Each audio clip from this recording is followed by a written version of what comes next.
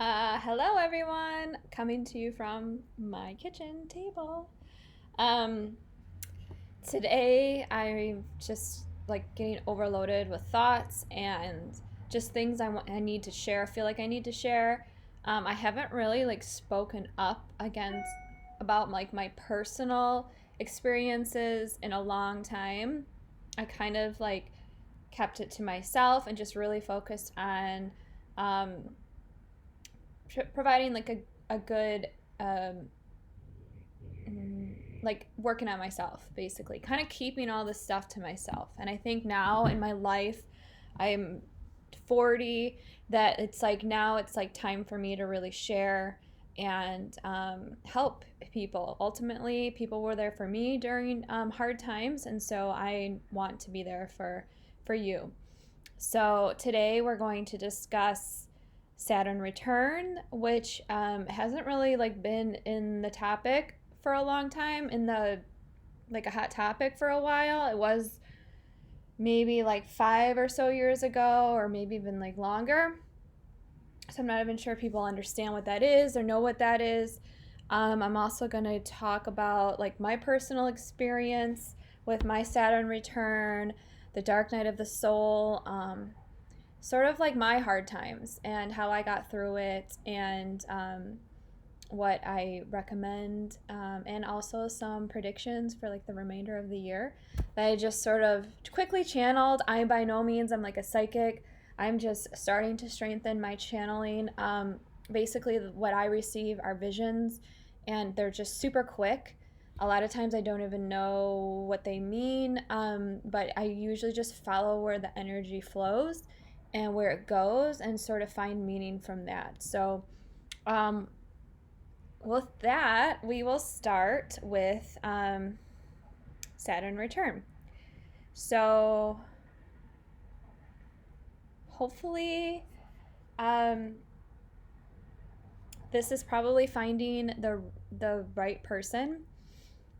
If you are going through a hard time right now, especially if you're in your late 20s or even in your mid 50s to almost 60, um, this is the time of your Saturn return. And it's a time when, like every 28 years, I'm not an astrologist, but like every 28 years, Saturn makes a cycle, and it comes to your like home base, where in your birth chart, like 28 to 30 years mark or something around that. So, um, Saturn is this brings upon like great change.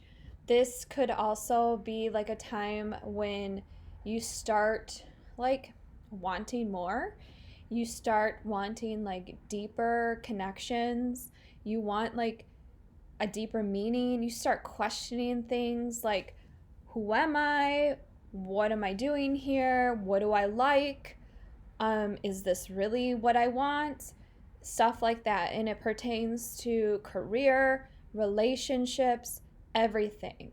Like your community, the friends you're surrounding yourself with. All of this is affected ultimately because you're like sort of coming to this like quarter life crisis in a way. Um, Definitely for me, it started hitting around 28. I was engaged to somebody that I loved deeply for about like 7, 8 years we were together. Um, Not always the best relationship and also not the best connection. However, there was twin flame type energy. Um, just drawn to each other, and but just lacked that connection. Um, we got engaged. Also, not by my choice. I had no clue it was coming. We didn't talk about it, aka lack of connection. So as soon as that happened, it didn't feel right. I said yes, but it didn't feel right. I wasn't excited. I, a lot of girls dream about that day. I also never did. However, I also was not excited and also started to question the relationship a lot. I had avoided questioning it for a long time. I kind of avoided a lot of things, let's just say. I kind of just went with it and flowed a lot. But it was like kind of my time to really take control of my life. And I didn't want to. However, I was being forced to for whatever reason. And I think it's because of my Saturn return. Um, so after like a month of engagement, I broke off the engagement.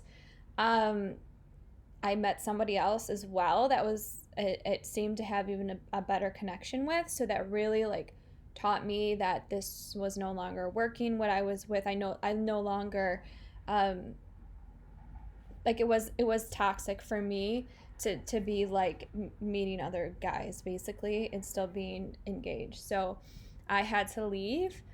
Um, Something I'm not like necessarily proud of, but I do think that really helped me leave and move on. Without like finding that person, I would still be, no doubt, in that relationship. Who knows where I would be today? Maybe I'd be fine, but like that definitely was the kickstart of my healing journey and really coming home to myself. That like I don't know if I would have ever done if I would not have met that other person and or had the courage to do it, um, or even start really questioning things. So um, I left. I started practicing yoga.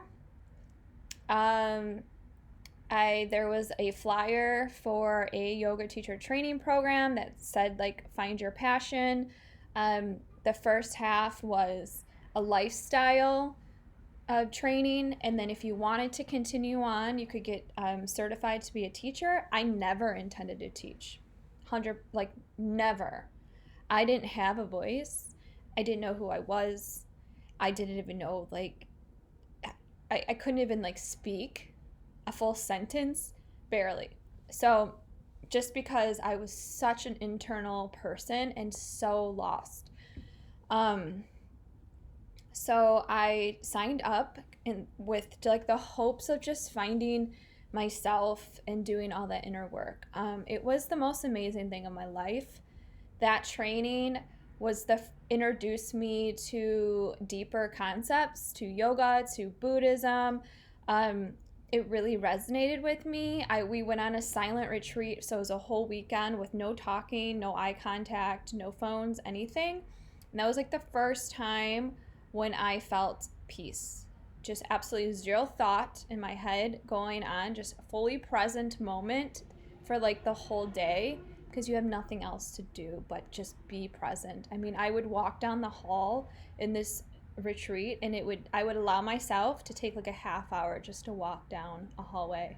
I'd stand there. Like it was amazing. Um just the meditation that we did, breath work. I learned all about that stuff. Mantra, just deeper meaning, my spirituality really blossomed in that. I started focusing on better eating. I just really started focusing on myself. And I think that was like what I needed. I needed the permission and like the space to explore myself with other people. It was a small group. We were all sort of like new to this. Back then also, wellness wasn't like a hot topic. Yoga wasn't even. There was no Instagram really. Like this is in 2011.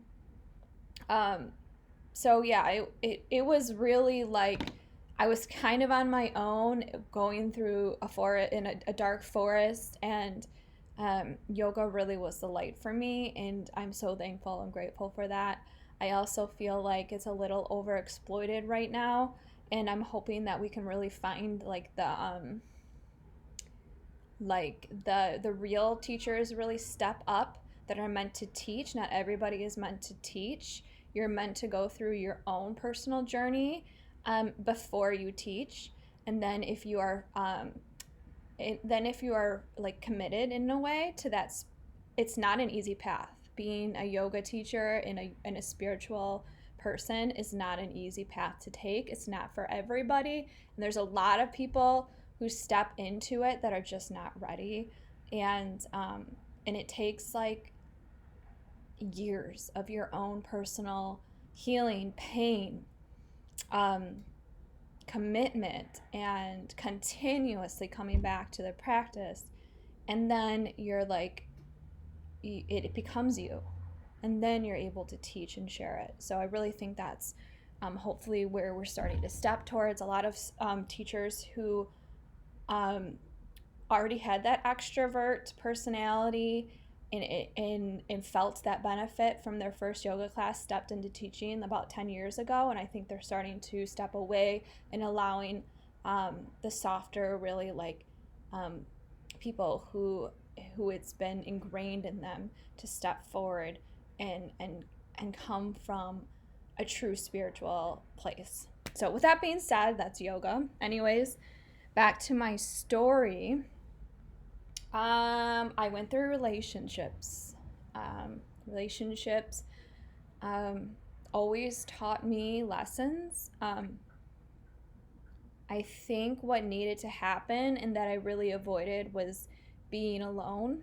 I was left in relationships, and one that I really truly thought was it for me left me. So it just never seemed to work out for me. It just never fit the relationships that I were in. And I think it's because there was more work for me that I had to do on my end to really step into my role now. So I was forced to be alone. I was alone for almost a year. It was the dark night of my soul. It was the hardest year of my life, no doubt. Harder than anything I've ever done. And it wasn't necessarily because he left me. It was because it was a time where I was ready, I think, to feel my own pain that I had been avoiding for so long. And so a lot of people tried to help, and they're like, you need to see a therapist, you need to get on medication, you're depressed. Yes, I probably had depression symptoms. To me, it was grief. I was grieving daily for 8 months, every single day, crying, which started off probably 75% of the day crying, massive panic attacks almost daily. I didn't trust being alone. Luckily, I have a mom that would, at a heartbeat, come sit with me. I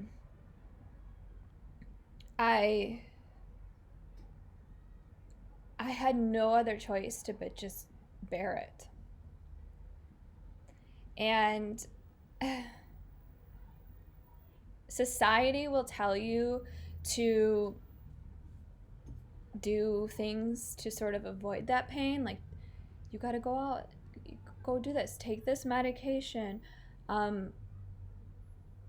all these things, or meet somebody new. I mean, people were telling me, go out and meet someone. It's like, no, I needed this. I knew I needed this. And at one point I said, I need to feel this. I wanted to. It was like, I don't know, I was ready to feel it. Even though it was so painful. I cried constantly. I found a healer. I highly recommend finding a support group, spiritual support group, ascension support group, dark night of the soul support group. That's what got me through this time. She never judged me once. Never. She also let me heal during that time, have my dark thoughts that I was having, the darkness. She let me live. The darkness was with me. I don't even know how to describe it. You would probably describe it as depression. The darkness was with me. However, it was never like, I was so aware of it. It wasn't like, I don't know. I knew that it would go at some point. I don't know. And she was definitely there like no one else was. And so healers are amazing people. I think they've been through it. So we understand and we know what's needed for somebody, especially when you're going through that.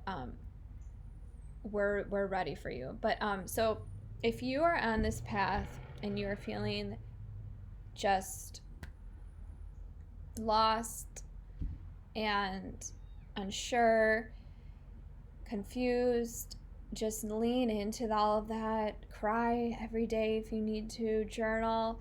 I used to go for walks. Like, as soon as I started to feel that anxiety come on, I just would force myself to walk down the street. I'd walk to the corner and back, and I would feel a little bit better. It was just like a little bit. And every single day it was a tiny bit better, tiny bit better. I would cry a little less. I mean, I was at work crying constantly. Like, it's just is what it is. I never ended up taking medication. I focused on myself. I focused on what I could control, which was like what I ate. I took supplements. I started drinking bone broth, all this stuff that, like, to help heal like my gut and like things that I just avoided. I went to yoga daily, cried, saw my healer like once every other week, went to support groups. I also saw a therapist. But yeah, I didn't really go out. It was a dark time, and that's okay. That's okay. And it might last a long time. It might feel like forever, and it might get overwhelming at times. That's okay. That's what your support is for. Your family should be there regardless. They should not be turning you away to a therapist or somebody else. And if they are, seek other help. Seek other help, and then when they need you, you know what you know what you needed, and you can be there for them. A lot of people didn't go through this or still avoid going through this, so they just don't know, and they just, they do what they can to sort of feel better as soon as they can, and that's not always the best way. Okay, so some lessons that I learned through this whole experience is feel your pain. You have to, if you go through any loss of a parent, loss of a relationship, job, all that stuff, your pain needs to be processed. If you just jump right into something else, I mean, that's not the way. You can do that, but then you're going to be 27 like me, having a Saturn return that forces you to reevaluate everything. So just take the time, feel your pain, start to build your support. Don't waste your time in your 20s partying. There's a time and place for fun, but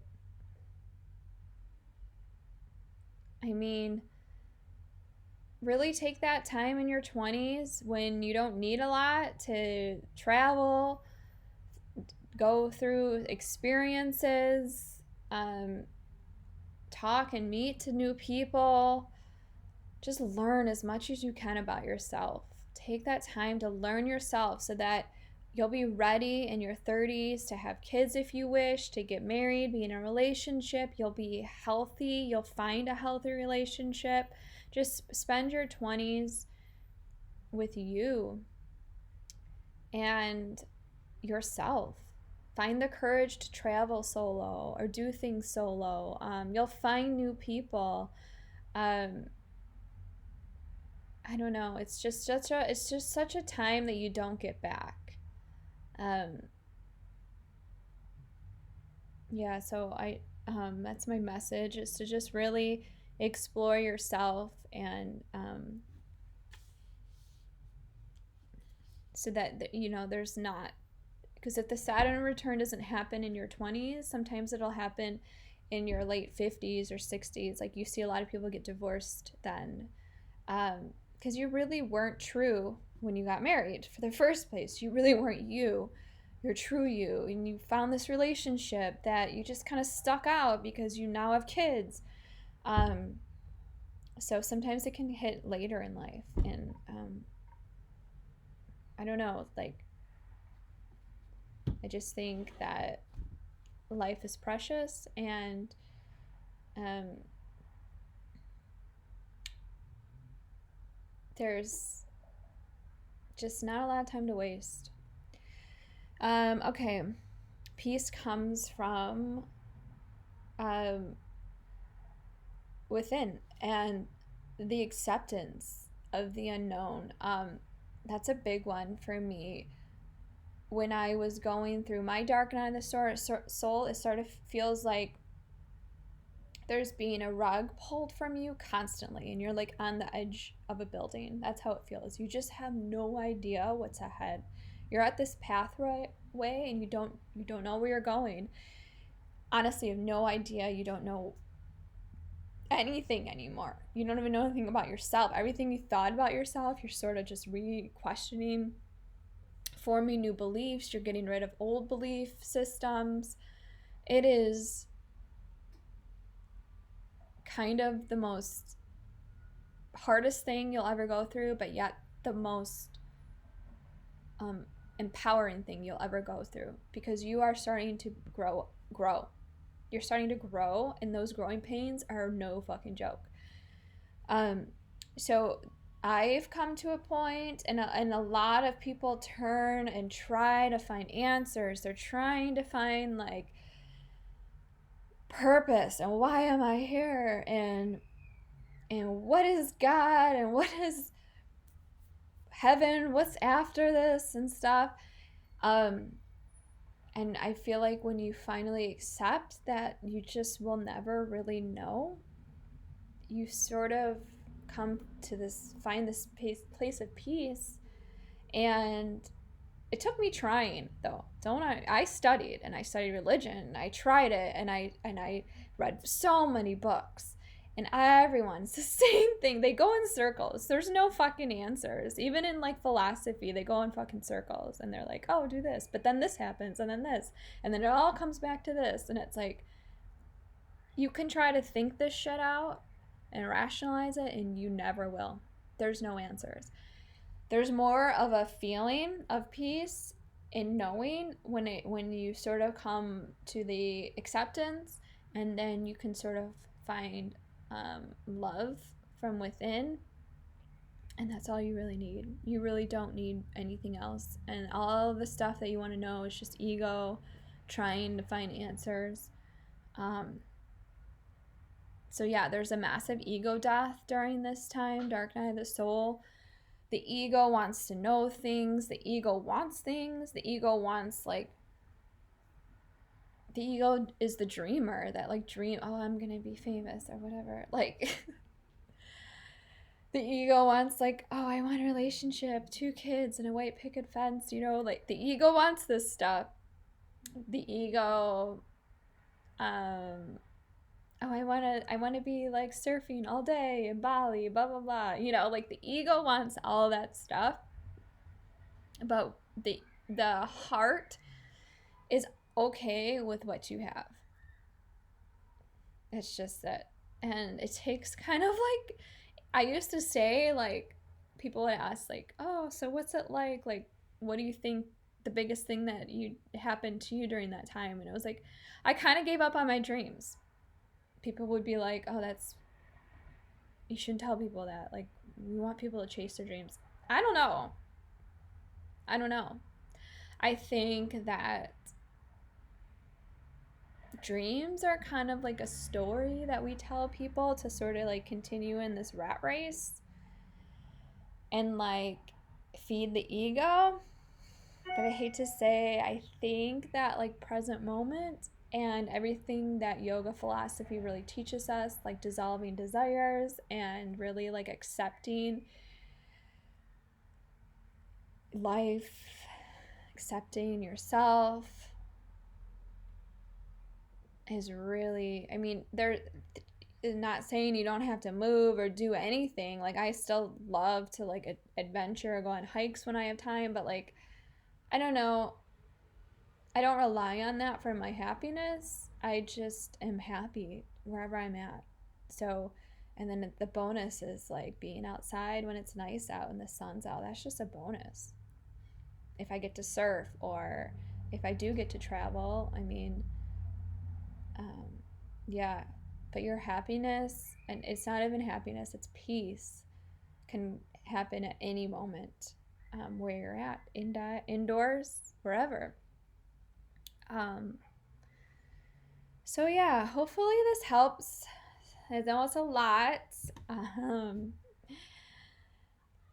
Lastly, I wanted to talk about um, some predictions. And I'm like hesitant to say this, but I sort of saw this vision of like war, like kind of deserty, like boots on the ground, but US boots on the ground. And then I got like a vision of Gaza, probably around like our elections. I don't know if like they're gonna send like US soldiers over there, or maybe they are over there like secretly. I'm not really sure. I'm just kind of saying this. I could be completely wrong. I don't fucking know. This, like I said, I'm new to this channeling. Um, that's just what I was getting. Also, the other thing was the message I was asking for, like people, what people need to hear right now is like standing strong in your beliefs as far as like voting for change. So specifically, I think I was focusing on the election maybe and like politics, but it was like I think in the past we were so like vocal about who we were voting for, and now it's like a little bit more secretive and kept in, which I don't think is a bad thing.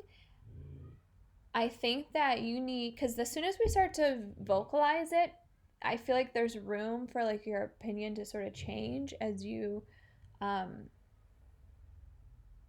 express, or like the energy changes. So hold on to the frequency of peace and the person who brings the most hope for peace, and then vote for it.